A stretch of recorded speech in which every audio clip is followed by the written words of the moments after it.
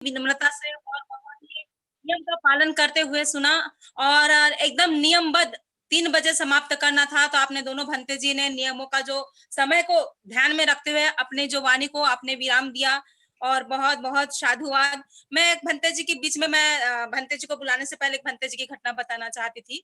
सुनीति भंते जी के बारे में 2 शब्द बोलना चाहती थी कि भंते जी बनने से पहले ऐसा क्या टर्निंग पॉइंट आया कि उनको भंते जी बनना पड़ा?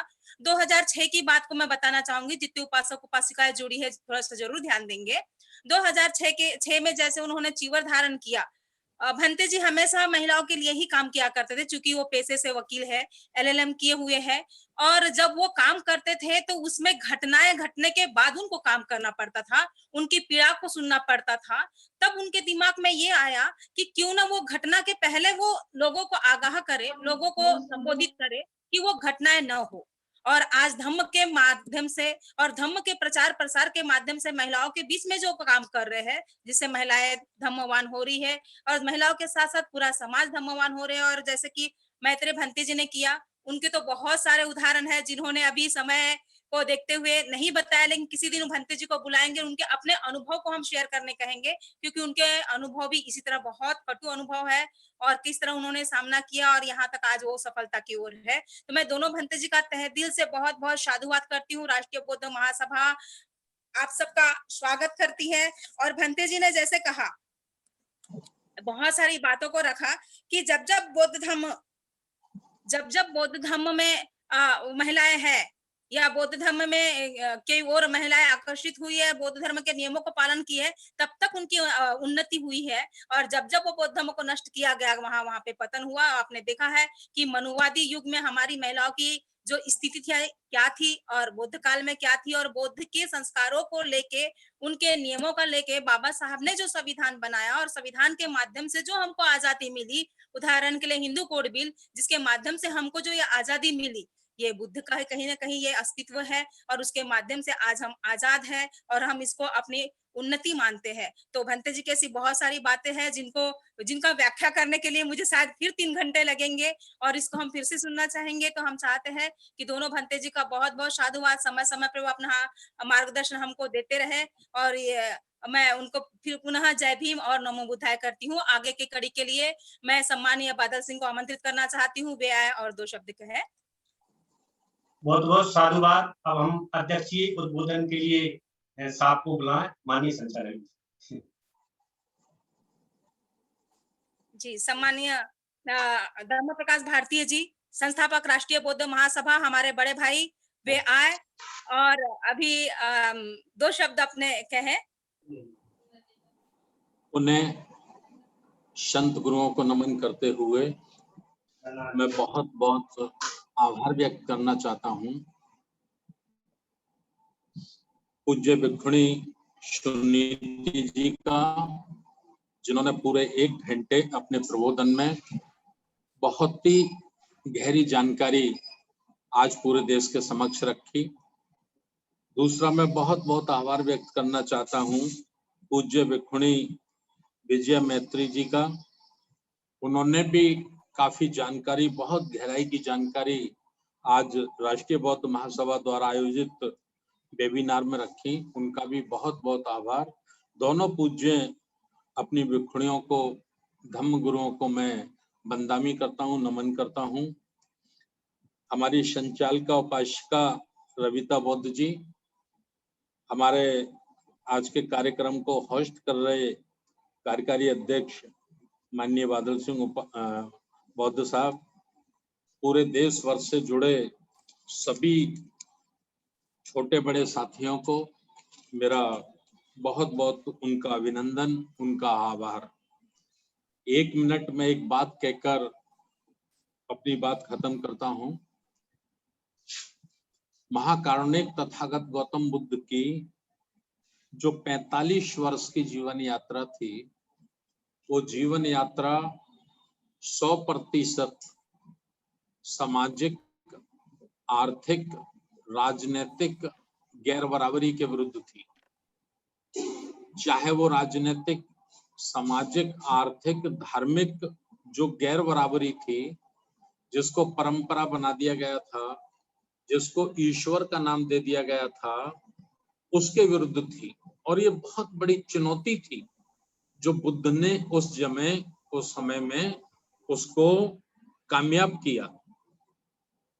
जिस वक्त नारी को धम्म दीक्षा देने का प्रश्न उठा था, बड़ा तूफान खड़ा किया था ब्राह्मणवादी व्यवस्था के लोगों ने, जो नारी को सदैव अपनी सेवक या गुलाम लाचार बना के रखना चाहते थे, उपभोग की वस्तु बना के रखना चाहते थे, तो उन्होंने इसके विरुद्ध बहुत बड़ा तूफान खड़ा किया था।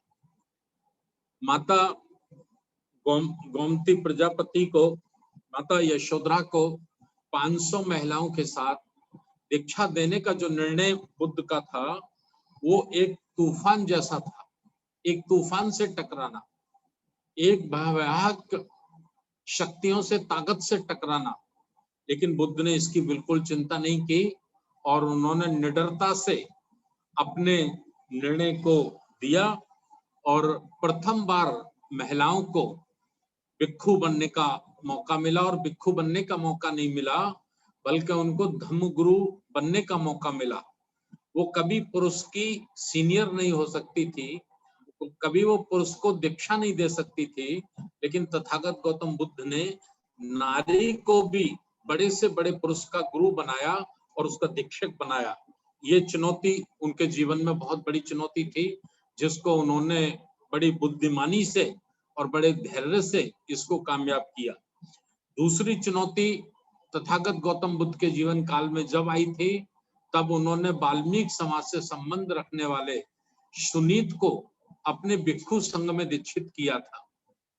उनके सामने उस वक्त भी एक तूफान जैसा खड़ा हो गया था और भारी विरोधाभास उनके चारों तरफ पैदा किया गया था। भिक्षु संघ के लिए भी तमाम प्रकार के अवरोध खड़े किए गए थे कि एक सफाई कर्मी को, जिसको ईश्वर ने सबसे नीच बनाया है, बुद्ध ने आज उसको अपने भिक्षु संघ में सम्मिलित करके तो उसको सर पे बिठाने का काम किया है। ये उनके लिए था। तीसरी चुनौती थी आम्रपाली को। आम्रपाली को, जो बनारस की नगर वधु थी, जिसको गणिका कहते थे, बड़े बड़े सम्राट उसके मुरीद हुआ करते थे, उसके वक्त हुआ करते थे, लेकिन वो गणिका थी। तो गणिका होने के कारण जब उसने तथागत बुद्ध को धम्म में दीक्षित होने की प्रार्थना की, तो बुद्ध ने आम्रपाली को भी धम्म की दीक्षा दी। ये 3-4 क्रांति बुद्ध के उस भिक्षु संघ काल की वो क्रांतियां हैं जिनका मुकाबला करना, जिसका विरोध का सामना करना किसी के वश की बात नहीं थी, किसी के ताकत की बात नहीं थी। लेकिन महाकारुणिक तथागत गौतम बुद्ध ने अपनी रणनीति पर, अपने धम्म की नीति पर अपने को अडिग रखकर, समस्त भिक्षु संघ को अडिग रखकर, संगठित रखकर ये ऐसे निर्णय लिए जो ईश्वर के विरुद्ध थे, वेदों के विरुद्ध थे और ब्राह्मणवादी संस्कृति के विरुद्ध थे, और मानवता के प्रति उन्होंने ये बहुत बड़ा काम किया। और दूसरे आधुनिक हमारे बोधिसत्व बाबा साहब डॉक्टर अंबेडकर, जब उनको मौका मिला तो संविधान में उन्होंने जितना ज्यादा से ज्यादा हो सकता था, तो बुद्ध की जो विचारधारा थी, बुद्ध की जो शिक्षाएं थी, उनको उन्होंने संविधान में समावेश करने का पूरा प्रयत्न किया, पूरी कोशिश की। और मंत्री के रूप में उन्होंने नारी की जो कुछ अधिकार कम रह गए थे संविधान में, जिनको संविधान सभा के भारी विरोध के कारण वो नहीं ला सके थे, तो मंत्री के रूप में हिंदू कोड बिल के माध्यम से उन्होंने उसको भी रखने की और पास कराने की कोशिश की। लेकिन जब पंडित जवाहरलाल नेहरू सरदार वल्लभ भाई पटेल के विरोध के कारण पीछे हट गए और उन्होंने हिंदू कोड बिल को संसद में पास कराने के लिए अपनी असमर्थता व्यक्त कर दी, तो बाबा साहब डॉक्टर अंबेडकर ने मंत्री पद से भी इस्तीफा दे दिया। कहा, जब मैं हिंदू कोड बिल पास से ही नहीं करा सकता तो मेरा सरकार में मंत्री बने रहने का कोई औचित्य नहीं है। तो ये नारी के लिए बहुत बड़ा काम बुद्ध ने किया और बाबा साहब ने किया, और महात्मा ज्योतिराव फुले ने भी बहुत बड़ी क्रांति की। उस समय नारियों के लिए स्कूल खोले, माता सावित्रीबाई फुले ने भी बहुत बड़ी क्रांति की। लेकिन आज की जो जरूरत है, आज हमें संविधान पूरी तरह से स्वतंत्रता देता है। कानून हमें किसी भी नारी को, किसी भी महिला को पुरुष के बराबर समान रूप से अधिकार देती है। लेकिन आज जो नारी शोषित है, तो वो जागरूकता न होने के कारण, उसमें चेतना न होने के कारण नारी आज शोषित है, पीड़ित है। तो आज हम लोग चाहते हैं राष्ट्रीय बौद्ध महासभा के माध्यम से, आज पूज्य हमारी दोनों भिक्षुणी धम्म गुरुओं ने हमारा निवेदन स्वीकार किया और 2 घंटे उन्होंने बहुत ही मार्मिक चर्चा रखी है। इसका उद्देश्य केवल और केवल इतना है कि आज के परिप्रेक्ष्य में हम नारियों में चेतना ला सकें, महिलाओं में जागृति ला सकें और स्वाभिमान का भाव उनके मन में पैदा कर सकें। ये हमारी आज की वेबिनार का उद्देश्य है। जैसा बुद्ध चाहते थे, जैसा साहू फुले अंबेडकर बाबा साहब चाहते थे, और जैसा मान्यवर काशीराम साहब ने अपने जीवन में उसको करके दिखाया। आदरणीय बहन जी को उत्तर प्रदेश का 4 बार मुख्यमंत्री बनाकर मान्यवर काशीराम साहब ने भी महिलाओं को समान रूप से अधिकार देने में अपनी जो इच्छा थी, उनकी जो इच्छा शक्ति थी, उसका प्रदर्शन किया और उसको कामयाब किया। तो इसको हम और आगे ले जा सके, हम अपनी बहनों को, अपनी बेटियों को, अपनी बच्चियों को भी पुरुष के बराबर कंधे से कंधा मिलाकर खड़ा कर सकें। इस उद्देश्य से राष्ट्रीय बौद्ध महासभा ने आज की वेबिनार आयोजित की गई है। मैं पुनः सभी का एक बार बहुत बहुत आभार व्यक्त करता हूं, धन्यवाद करता हूं। और जितने साथी 222 साथी लगभग पूरे देश से आज जुड़े, जिन्होंने अपना अमूल्य समय निकालकर इस वेबिनार में भाग लिया, उनका भी बहुत बहुत आभार। और कल 10 बजे से प्रश्न मंच होगा।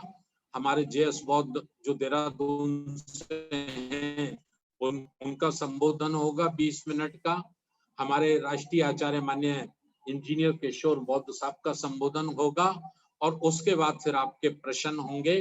प्रश्न के लिए मैं निवेदन कर देना चाहता हूं, प्रश्न आपके बुद्धिज्म, बाबा साहब डॉक्टर अम्बेडकर और जो महापुरुष हैं, उनके संघर्ष को कैसे आगे बढ़ाया जाए, राष्ट्रीय बौद्ध महासभा को संपूर्ण भारत में एक सशक्त मजबूत संगठन कैसे स्थापित किया जाए, ये विषय आपके प्रश्न में होने चाहिए।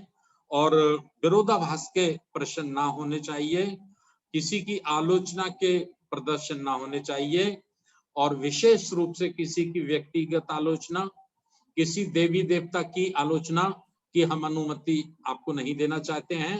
केवल और केवल महापुरुषों का ये आंदोलन, सामाजिक परिवर्तन का ये आंदोलन, धम्म की श्रमण संस्कृति का ये आंदोलन, अखंड भारत संविधान कैसे संपूर्ण रूप से भारत में लागू हो, ये हमारे प्रश्न के विषय रहेंगे। बहुत बहुत धन्यवाद। नमो बुद्धाय, जय भीम।